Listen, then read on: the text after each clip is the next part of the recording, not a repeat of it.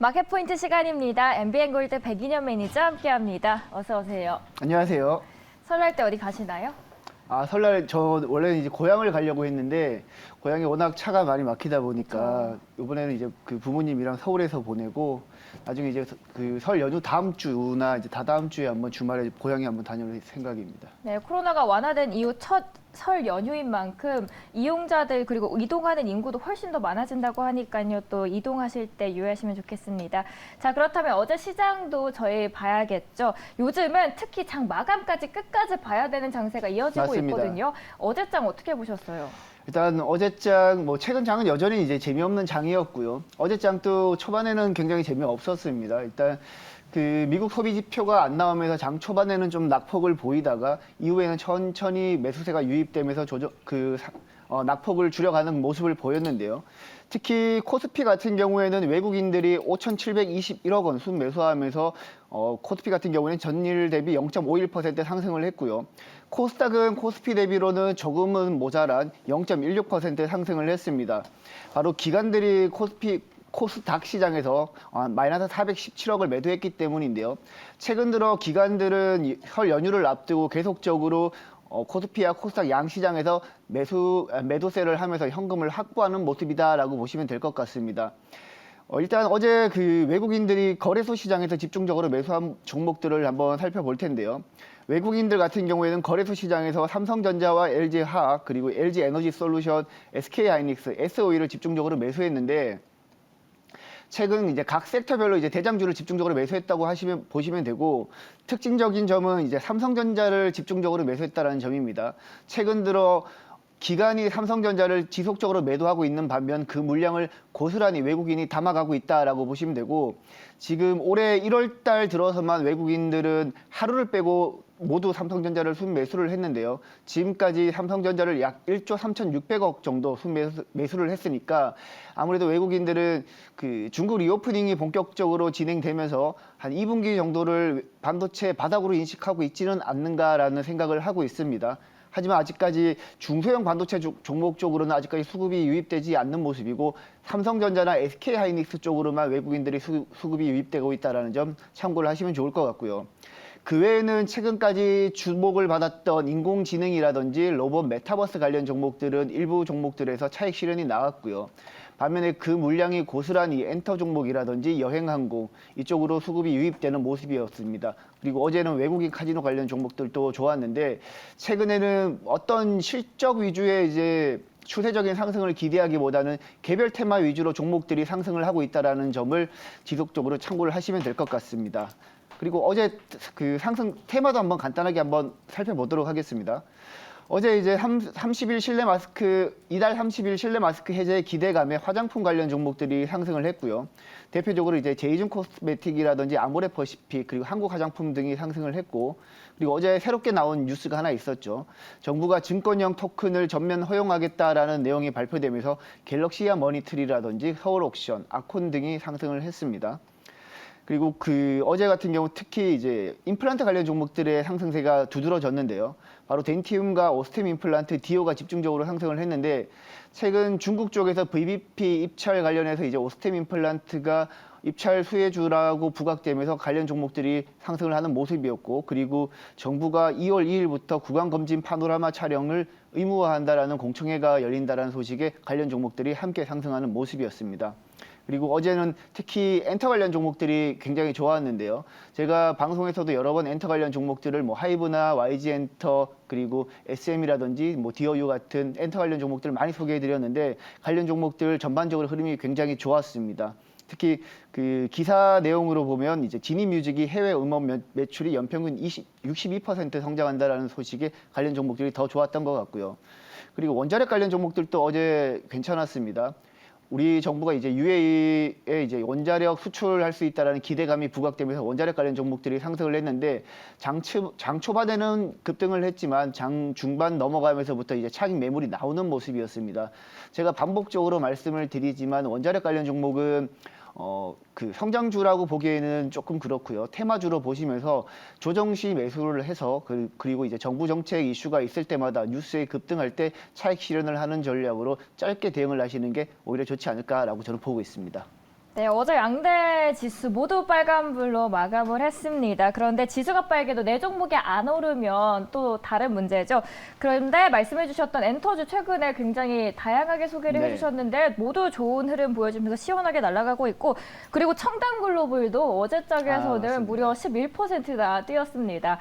그래서 아직 내 종목이 안 오른다 하신 분들께서는 지금부터 집중을 해주시면 되겠습니다. 오늘 첫 번째로 가져오신 뉴스 어떤 기사가 될까요? 오늘 가지고 온 뉴스는 엔터 관련 뉴스 가지고 왔고요. 앞서 한번 잠깐 언급드렸지만 지니뮤직의 해외 음원 매출이 연평균 62%가 성장했다라는 내용의 기사이고요. 사실 우리 국내 K-팝 아티스트들 같은 경우에는 과거에는 이제 국내에서 또는 아시아 지역에서만 활동을 본격적으로 했다면 최근에는 글로벌 팬덤을 확보하면서 미국이라든지 유럽이라든지 그리고 동남아 쪽으로도 본격적으로 그 영역을 확대하는 모습입니다. 따라서 그 국내 K-팝 엔터 관련 종목들은 계속해서 관심을 바라보셔야 되고요. 시장 규모도 이제 수요층도 커지고 있는 만큼 시장 규모도 커지고 있기 때문에 엔터 관련 종목들은 지속적으로 관심을 보여야 되고 아직까지 늦지 않았다라고 저는 생각을 하고 있습니다. 자, 엔터주 한 놈만 계속 판다입니다. 그렇다면 저 안에서 가져오셨던 종목일까요? 아니면 새로운 기업일까요? 지난번에 한번 소개해드렸던 기업이고요. 소개해드렸던 종목이고 또 추천드린 이후에 또 지금까지 흐름이 괜찮았습니다. 하지만 여전히 업사이드 여력이 높다고 보고 있기 때문에 제가 가지고 왔습니다. 어떤 기업이죠? 바로 디어유인데요. 디어유는 이제 잘 아시겠지만 팬과 이제 아티스트 간의 이제 커뮤니티를 할 수 있는 플랫폼을 제공하는 업체인데요. 이제 국내 팬 아티스트 커뮤니티 플랫폼은 크게 세 가지로 나눠질 수 있습니다.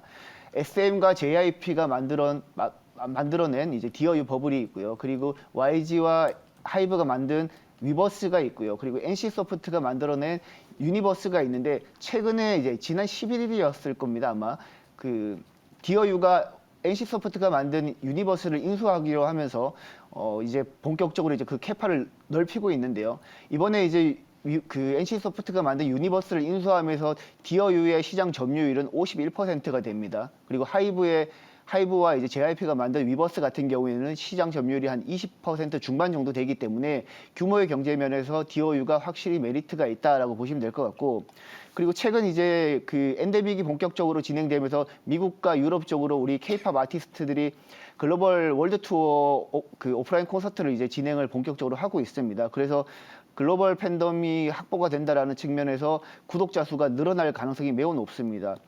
지금 디어유 같은 경우에 4분기 말 기준으로 구독자 수가 160만 명인데요. 지금 월 구독료가 디어유 같은 경우에는 4,500원 정도 됩니다. 그 플랫폼을 일단 구축을 해놓은 상태에서 구독자가 늘어나는 대로 바로바로 매출로 인식되기 때문에 고정 비용은 사실상 제한적이고 대신 이제 매출이 늘어나는 수익 구조는 굉장히 좋기 때문에 영업이익률도 30%가 훨씬 넘습니다. 따라서 그 구독자가 늘어날수록 영업이익률도 계속해서 증가할 수 있다는 장점이 있고요.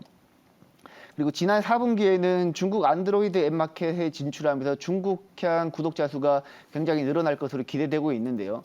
실제로 디어유 같은 경우에는 해외 구독자 수가 전체 구독자 수의 한 70%가 넘어가고요.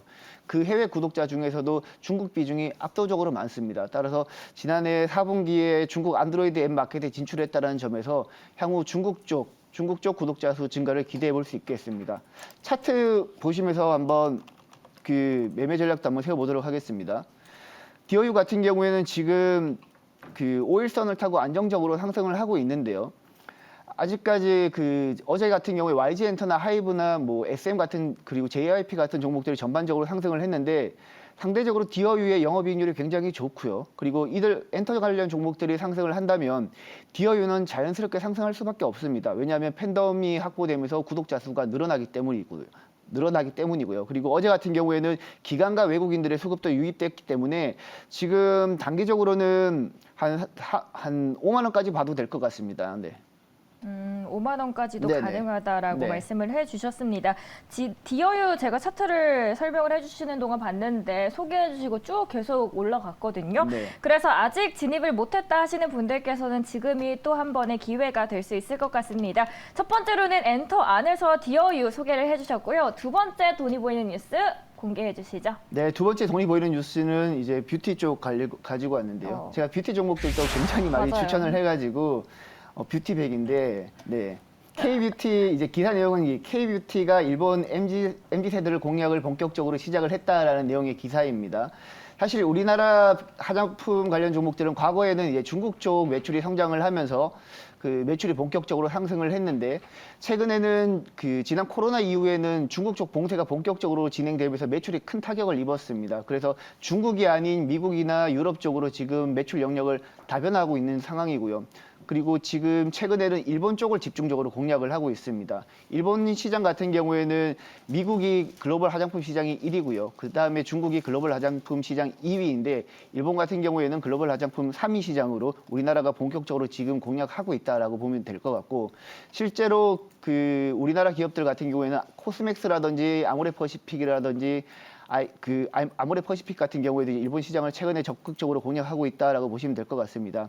지금 2021년 기준으로는 우리나라가 일본향 수출, 화장품 수출 매출이 1조 원을 처음으로 돌파했고요. 지난해 같은 경우에는 화장품 본토 시장인 프랑스보다 일본의 매출을 가장 많이 발생하는 나라로 1위 국가에 올랐던 만큼 이제 한국이 일본 시장을 적극적으로 공략하고 있다라고 보시면 됩니다.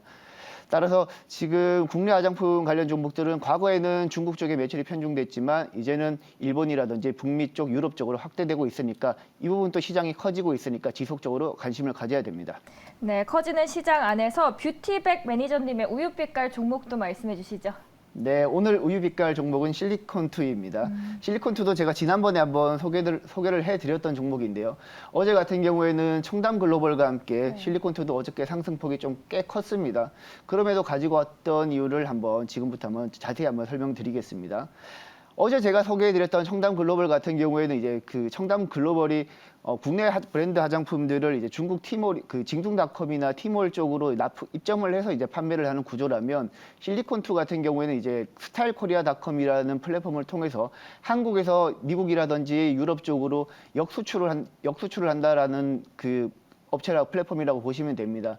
대신 실리콘2의 특징적인 점은 중국향 매출 비중이 전혀 없습니다. 제가 회사 측에 확인을 해봤는데 중국 쪽 매출 비중은 아직까지도 전혀 없고 그래서 지난해 같은 경우에는 지난해 같은 경우에는 우리 국내 화장품 시장이 전반적으로 축소되었지만 실리콘2 같은 경우에는 지난해 3분기 누적으로도 계속해서 성장하고 있는 기업이라고 보시면 될 것 같고 실제 지난해 3분기 매출액도 461억 원 나왔고요. 전년 동기 대비 44% 증가를 했고 국내비익은 영업이익은 50억 원 나오면서 전년 동기 대비 한 147% 상승을 했습니다. 국내 화장품 전반적인 매출이 감소되는 상황에서 실리콘2의 매출은 오히려 성장하고 있다는 점에서 미국과 유럽 쪽에서 국내 K-뷰티 화장품에 대한 수요가 지속적으로 늘고 있다라고 보시면 될 것 같습니다. 차트 보시면서 한번 매매 전략도 한번 살펴보도록 하겠습니다. 지금 최근까지 실리콘2의 사실 주가 흐름은 화장품 관련 종목들이 상승할 때도 좋지를 못했습니다. 하지만 어제 같은 경우에는 외국인과 기관 수급이 강하게 유입됐고요.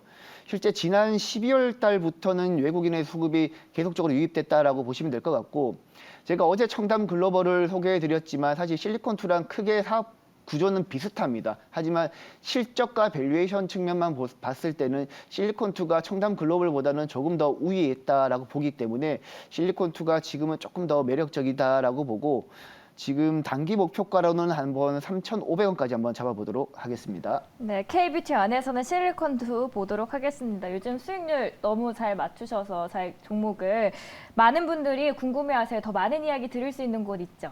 네, 오늘 장 마감 후에 3시 반에 장 마감 후 공개 방송을 진행을 하고요. 너튜브와 그리고 MBN 골드 홈페이지에서 검색을 하셔가지고 들어오시면 됩니다. 그리고 제가 이번 설 연휴 기간 동안에는 제가 여러분들이 공부할 수 있도록 녹색 밴드에 제가 공부 자료도 올려놓을 테니까 녹색 밴드에 백인엽 매니저 검색을 하셔가지고 꼭 가입을 하셔가지고 좋은 정보 많이 받아가시기 바랍니다. 저도 설 동안 열심히 매니저님의 네이버 녹색 밴드 통해서 공부 많이 하고 오겠습니다. 지금까지 마켓 포인트 시간이었고요. MBN 골드 백인엽 매니저 인사드리겠습니다. 안녕히 가세요. 네, 새해 복 많이 받으십시오. 네.